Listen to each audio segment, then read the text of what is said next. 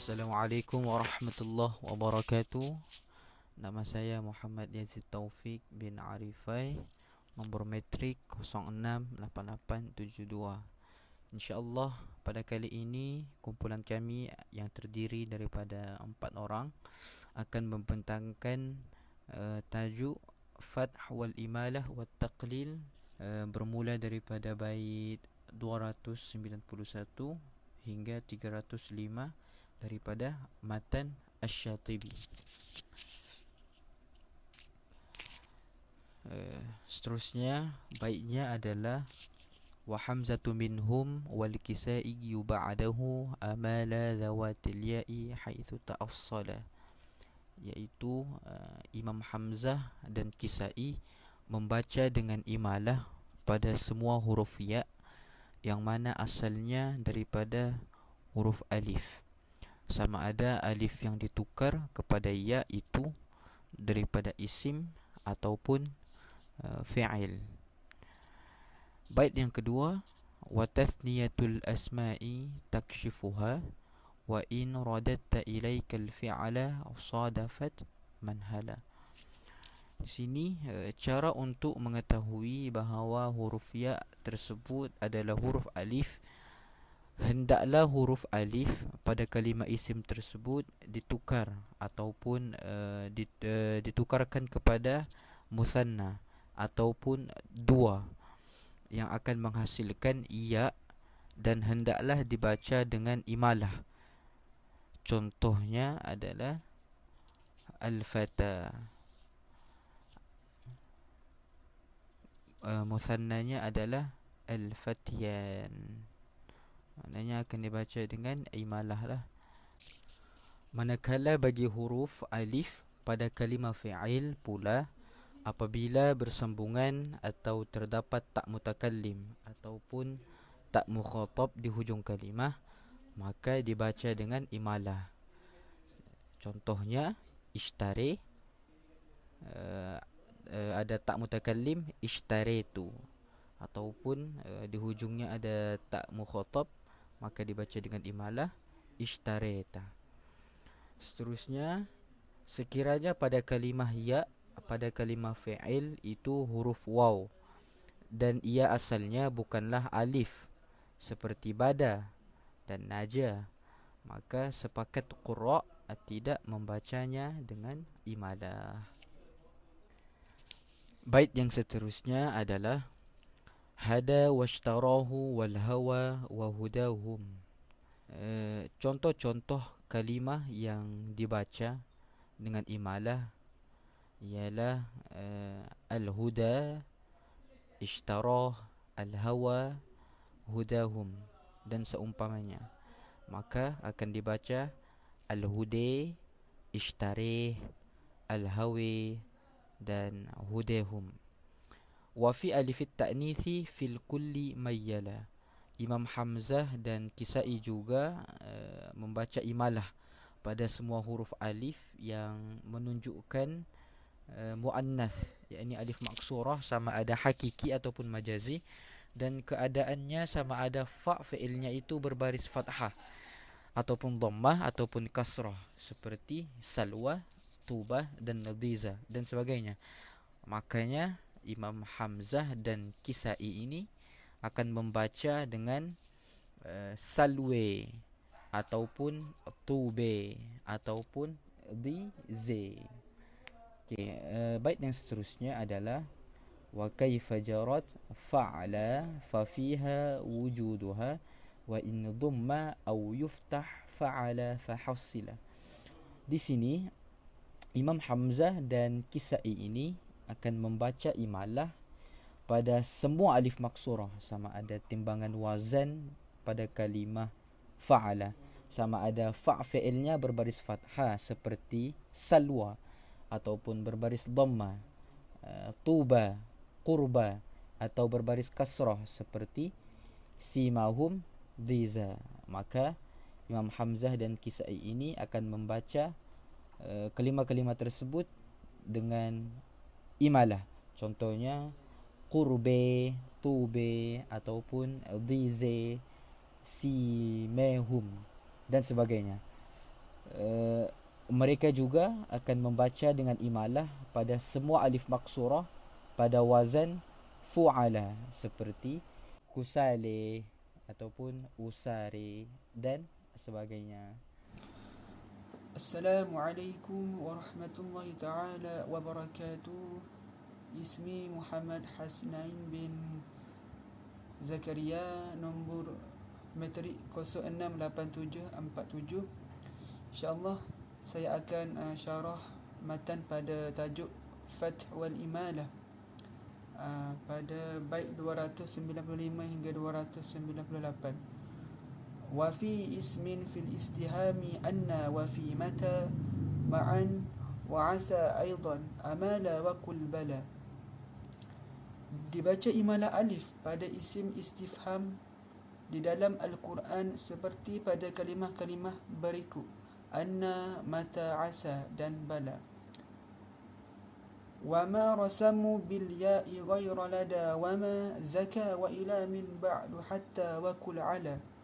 Dan dibaca juga dengan imalah alif yang terdapat pada hujung kalimah di dalam Al-Quran pada semua kalimah yang bertulis dengan huruf ya, seperti ya hasrati, kecuali pada 5 kalimah yang tidak boleh dibaca dengan imalah, iaitu pada kalimah lada, zaka, ila, hatta. Wa kullu thulathiyin yazidu fa innahu mumalun kazaka ma wa anja ma'abtala. Dan dibaca juga Imam Hamzah dan Kisai dengan imalah alif pada ya yang terdapat dalam fi'il thulathi. Semua kalimah yang mempunyai 3 huruf yang ditambah dengan huruf penambahan seperti zakaha, anja, ibtala dan sebagainya. Okey, pada bait yang terakhir, walakin ahya anhuma ba'da wawihi wa fima siwahu lil kisaiyi mujila. Pada kalimah ahya dibaca juga dengan imalah oleh Hamzah dan Kisai sekiranya kalimah tersebut didahului dengan huruf waw, seperti wa annahu wa amata wa ahya dalam surah An-Najm. Tetapi sekiranya kalimah ahya tersebut didahului dengan huruf selain daripada huruf waw, maka hanya Imam Kisai sahaja yang membaca dengan imalah, seperti fa ahya bi ahyakum. Okey, kita pergi kepada bait yang seterusnya. Terima kasih. Assalamualaikum warahmatullahi wabarakatuh. Nama diberi Muhammad Al-Hamzan bin Ijon, bernombor matriks 065495. Baik, insya-Allah saya akan teruskan pembentangan kumpulan kami dengan menerangkan sedikit sebanyak pada bait 299 pada bab Fath wal Imadah at-Taqlil. Okey, kita baca pada bait 299 di sini, wa ru'yaya wa ru'ya wa mardati kayfama ata. Okey, kita potong di situ dahulu. Okey, pada bait di sini Imam Kisai membaca dengan imalah alif pada kalimah ru'ya, yakni dengan bacaan ru'ya. Yakni ia terdapat 2 tempat di dalam surah Yusuf, dan kalimah ar-ru'ya yakni war-ru'ya dalam bait di sini terdapat juga dalam surah Yusuf, surah As-Saffat, surah Al-Fat dan surah Al-Isra. Yakni ketika bacaan waqaf, indal waqaf juga dibaca oleh Imam Kisai dengan imalah pada kalimah marudha, yakni dengan marudhatillah. Okey, kemudian kita sambung wa khataya misluhu mutaqabbala. Okey, pada bait di sini, potongan di sini, Imam Kisai juga membaca dengan imalah huruf alif pada kalimah khataya dengan bacaan khataya di mana sahaja di dalam Al-Quran, seperti contoh khatayakum dan khatayahum. Okey, seterusnya pada bait 300, wa mahyahum aidan wa haqqa tuqatih wa fi qad hadani.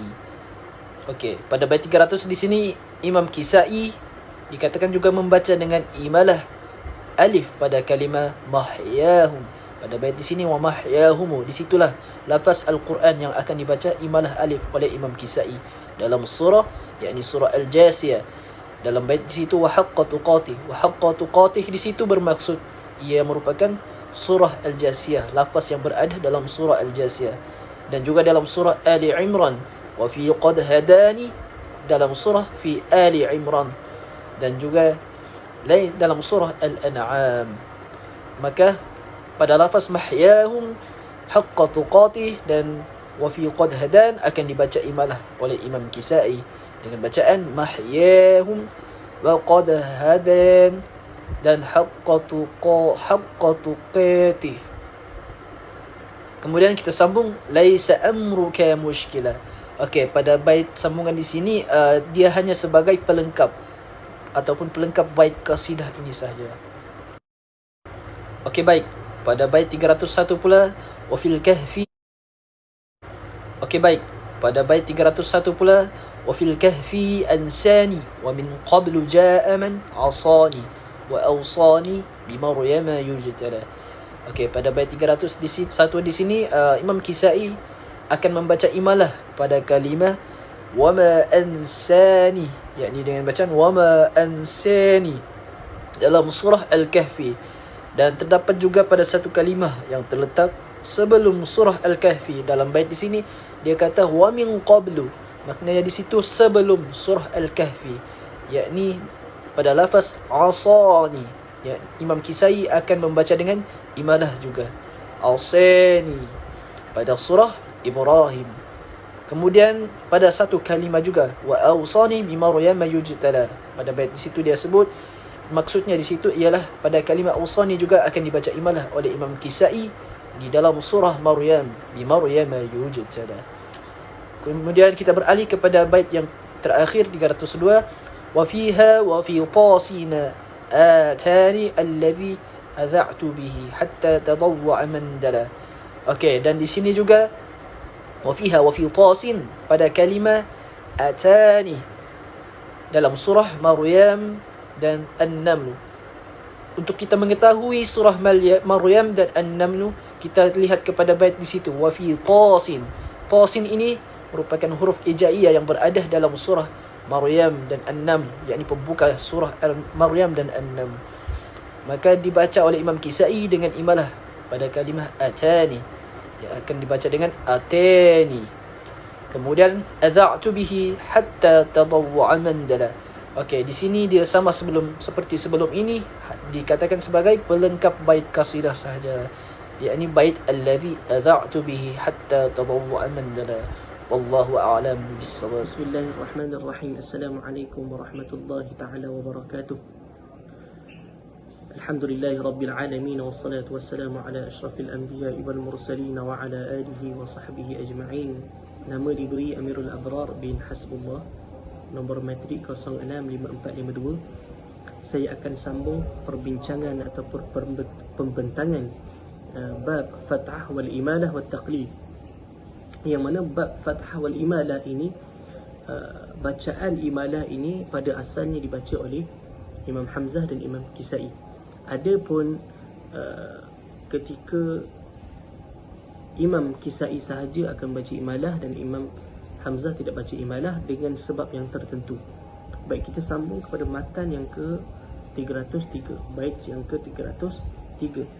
Wa harfu talaha ma'tahaha wa fi saja wa harfu tahaha wa hiya wa bil wawi tubtala.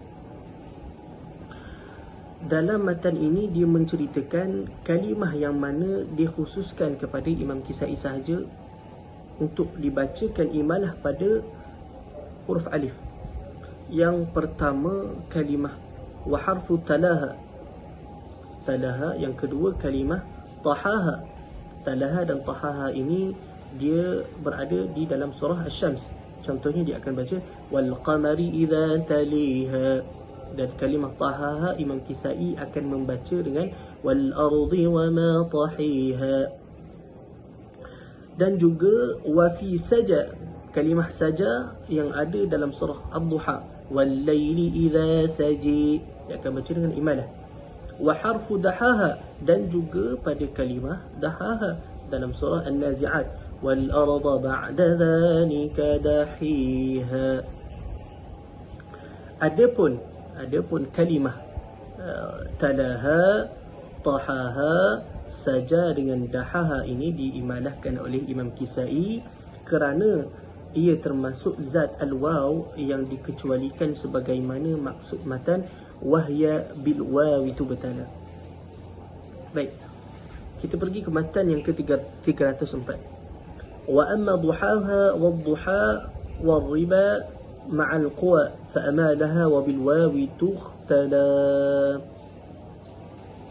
Dan ada pun dalam matan ini maksudnya, dan ada pun dibaca dengan imalah alif oleh Hamzah dan Kisai. Tadi Imam Kisai sahaja, sekarang ni dua imam, Hamzah dan Kisai, imalahkan pada huruf alif itu walaupun asal huruf alif itu waw pada kalimah-kalimah tersebut, iaitu yang pertama kalimah duhaha dalam surah Asy-Syams. Contohnya Imam Hamzah dengan Imam Kisai akan membacanya wasyamsi wa duhiha.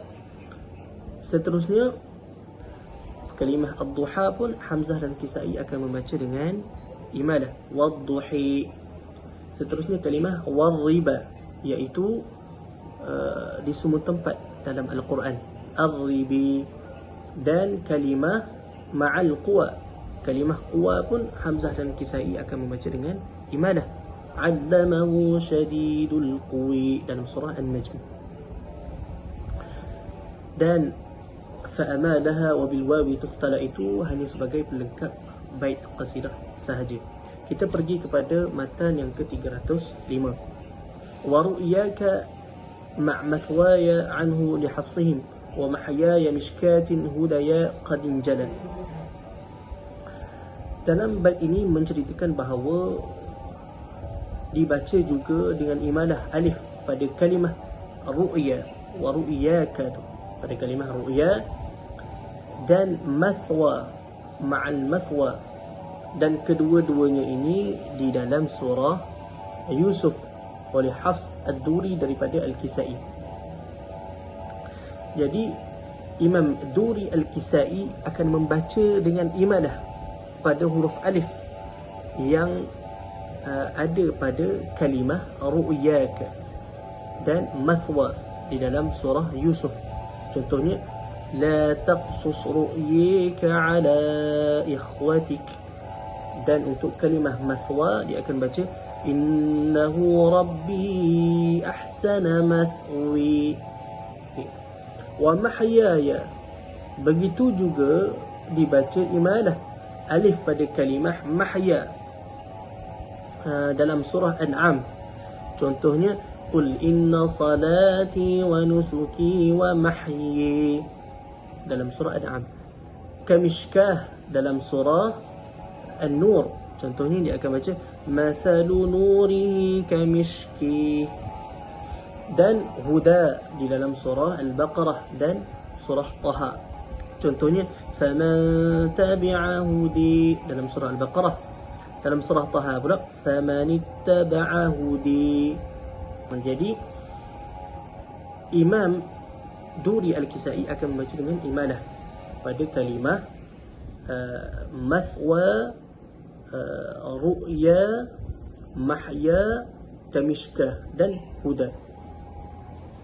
Jadi untuk matan 303 dan 305 kita dapat simpulkan ataupun rumusan daripada pembentangan ini. Saya dapat memberi satu kesimpulan, iaitu asal bacaan Hamzah dan Kisai ini ialah imalah al-kubra, manakala asal bacaan Warsh ialah taqlil, dan asal bacaan Abu Amr ialah sama ada imalah atau taqlil dengan syarat-syarat yang tertentu.